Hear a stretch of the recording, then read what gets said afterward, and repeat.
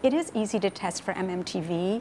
You can do what is called PCR, polymerase chain reaction, which is a way of actually amplifying.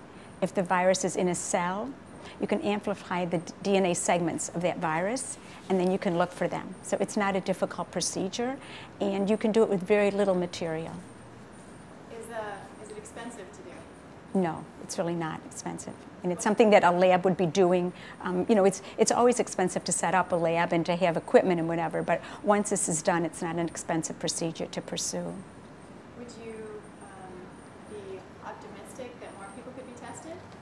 I think it would be very important. I think that the more people we see being tested and where we can show the virus is there, I think it'll give more credibility to the idea. But I think that it's only going to be a certain percentage of people. I mean, we've seen like the 37 to 40% of American women. I think it's been a range about that. I think Canadian women in the 40s, Argentinian women in around the 40s. Dr. Pogo did that work, which was a very curious result. Is that in Tunisia, it was found many years ago that 74% of these women were carrying the virus. These women mainly had inflammatory breast cancer, which recent work has now shown seems to be very prevalent with the virus. Well, money that I would get from my laboratory would be, first of all, probably for tissue culture, trying to grow the virus that I would need to look at.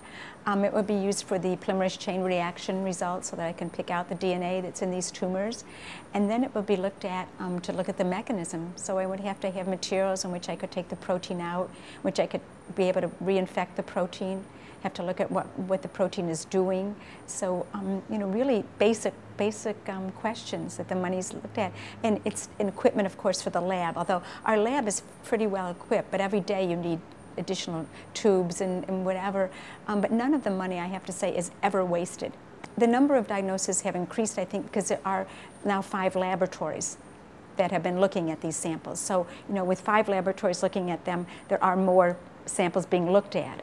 But I think money, I know, is tight for all 5 of these labs. And I don't know how much longer they're going to be able to keep doing the work unless more funding is given for them.